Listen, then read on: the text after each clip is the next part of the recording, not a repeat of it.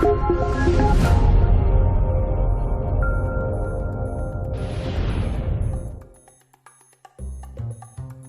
there guys, welcome to Luna's World, and we've got a non-flying video for you today, if that makes sense. We're going to be answering the question, is X-Plane 11 the future of flight simming? And it's not as simple as that, as we'll get into in a minute. But what you're seeing in the background while I'm talking is me flying over Hong Kong from the new international airport over to Kai Tak to have a look at that, and then back again, taking in the gorgeous scenery as we go. So let's get into this. So there's a few things to say before we get into this, and the thing is that nobody really knows, this is a bit of a disclaimer, that if X-Plane 11 is the future of flight simming because of the following reasons. Reason one, it's still in beta. So this is beta 6 at the time of this recording. The actual thing isn't out yet, so we're not getting the full product right now. The other thing to bear in mind is we don't know what is on the horizon from other companies like Dovetail, for example, who are releasing, as far as we know, a big flight sim later this year. So those are unknowns. We can't control that. So just a disclaimer, we're obviously going to move forward with what we do know and what we do have right now at the time of this recording. So I've made some lists of negatives and positives and come up with a sort of generalized synopsis at the end. So we'll start with the negatives first. And I've always thought this about X-Plane, is that it needs major sort of support from the major companies, major add-on companies like PMDG and A2A and Orbex, and we'll get on to Orbex in a second. Obviously PMDG have released the DC-10 for X-Plane, which is really exciting, and I hope that is a partnership that grows and continues to develop. Nothing from A2A as far as I'm aware of. And of course Orbex announcing that they've pulled out of their Project X, which is a shame. However, here's a question, does X-Plane really need a base global scenery like FTX Global? Because I'm not sure, because I think the default scenery is very, very good. And in fact, I'd say that it's a lot better than the default scenery of FSX and Prepared, and that's in part due to the increased memory of the 64-bit platform. The amount of auto-gen you can squeeze in is greatly increased. So I'm not so sure about that.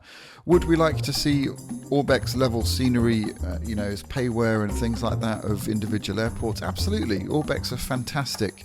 And, imagine those kind of sceneries being placed in to X-Plane 11 with all the new sort of lighting technology and stuff. It's going to absolutely look stunning.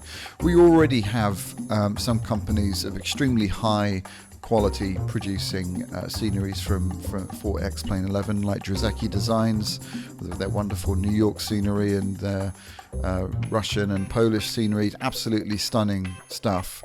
Fly Tampa as well. But we need more of it, I think. So there's that. So the positives are, very wide, as we probably already know. The amazing lighting, the vast amounts of auto-gen, again attributed to the fact that this is 64-bit. And here's the biggest one for me, the smooth experience, even at relatively low frames. We're in this unoptimized stage with X-Plane 11, and yet it's still incredibly smooth, even when you get frames as low as sort of 15 to 18. I typically get sort of 25 to 30 in built-up areas and 40 to 45 in less built-up areas. So extremely good, and I can't wait to see the final results once it's been optimized. There's a good array of default aircraft, which is brilliant, all flyable, not the most detailed in the case of the commercial jets, but that's okay. It has I think a really good solid flight school introducing people to the basics of flying. The revamped new user interface just really works. It's got really intuitive control detection and calibration. There's basically no more messing around with tweaks and config files and stuff like that. You can jump in, set your graphics, and off you go and fly. The installation of graphics, scenery and plugins is very simple with X-Plane 11 or X-Plane in general. It's mostly just drag and drop, which is fantastic. And again, just referring back to the graphic settings, it's very flexible. You can tweak things, move sliders around very easily and quickly to suit particular scenarios. So here we go then. So back to the question. I really do absolutely think that X-Plane 11 is the future of flight simming for me. And again, it comes back to the question, do you switch over from X-Plane or to X-Plane from FSX and Prepared, given that you've probably invested a lot of money, and FSX and Prepared are both still being updated. Well, Prepared is. I'm not so sure about the Steam edition of FSX. The downside is that at the moment they're both stuck in 32-bit world, and I'm sure this will change in the case of Prepared 3D, maybe in the not too distant future, but again, no news on that as yet. Having used X-Plane 11 almost exclusively now for 5 weeks, or maybe even 6 weeks, I have found it very difficult to go back to Prepared, even though I've got many add-ons that don't exist in X-Plane 11, like the PMDG 737 and the 777. But for me, the fluid and alive feel of what you get with X-Plane 11 is what I've always been looking for in a flight sim. It's that wonderful combination of great visuals and superb flight modeling. And because of that, I really can't see myself going back to it, back to anything else, just because what I want in a sim is an authentic experience, or for it to feel as realistic as possible. And I think X-Plane 11 gets closer to that than any other sim out there. I do have some issues with the standard clouds in X-Plane 11. I don't think they're great at all, but SkyMax Pro version 4 has to some degree taken care of that.